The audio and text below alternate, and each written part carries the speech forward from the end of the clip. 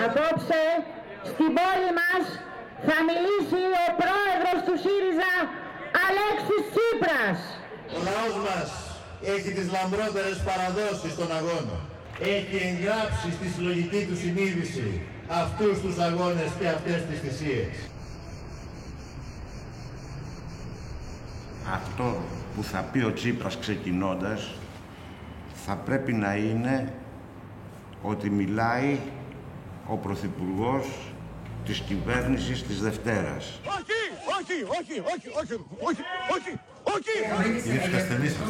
Είστε έτοιμος να αντιμετωπίσετε την ελληνική οικονομία σε δραχμή? Δεν αποτελεί επιλογή μας η επιστροφή στη δραχμή. Εγώ θεωρώ τα περισσότερα από όσα μας λένε, συζητώντας κόσμος κτλ., είναι πράγματα που δεν απαντιούνται.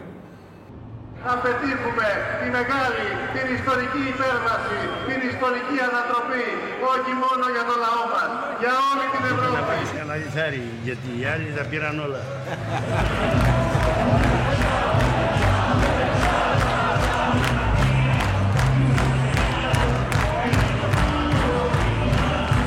The battle of austerity has been lost, even in Germany, even in Schäuble's own regime.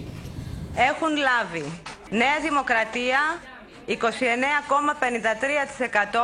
ΣΥΡΙΖΑ Ενωτικό Κοινωνικό Μέτωπο 27,12%. Τι χάσαμε, κερδίσαμε παιδιά. Τι χάσαμε.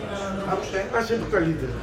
Σου κρύβω ότι πέρασα το πρώτο δεκαήμερο μια ταλάντευση, ας πούμε, που πάμε. Μετά συνειδητοποίησα όμως και το πίστεψα βαθιά ότι πάμε να νικήσουμε και πρέπει να νικήσουμε. Και στεναχωρήθηκα όταν χάσαμε.